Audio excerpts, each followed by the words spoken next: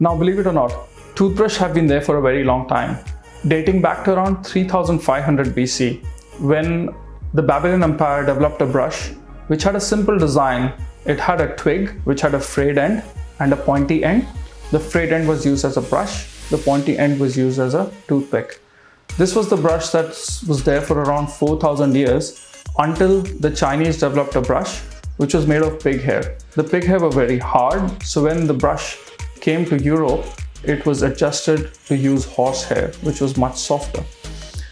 In 1690, a man called William Addis developed a brush which eventually went into mass production, and it's the type of brush that we use today. Now I have a few brushes in front of me, so let's go over them and see what best benefits you. I'd like to make one thing clear. An electric brush or a manual brush is equally effective in cleaning your teeth as long as you have the right technique, and there are studies to prove this. Now the powered brush. So the powered brush has many advantages. It's got a bigger handle, so it's much easier to hold. It's got a moving or oscillating head, so the brush does all the movements for you, so you may have a better cleaning experience. It's much easier to use for elderly people or children or people who don't have the manual dexterity in their hands, so I definitely recommend a powered brush for them.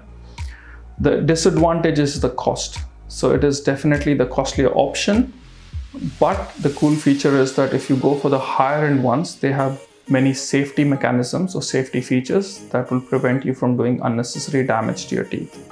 On the other hand, we've got the manual brushes. The manual brushes, you got more option than these. You get them in different angles, different shapes, sizes.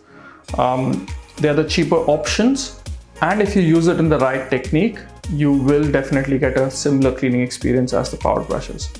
So all these brushes come in 3 different bristle types. They could have a hard bristle, a medium, or a soft bristle.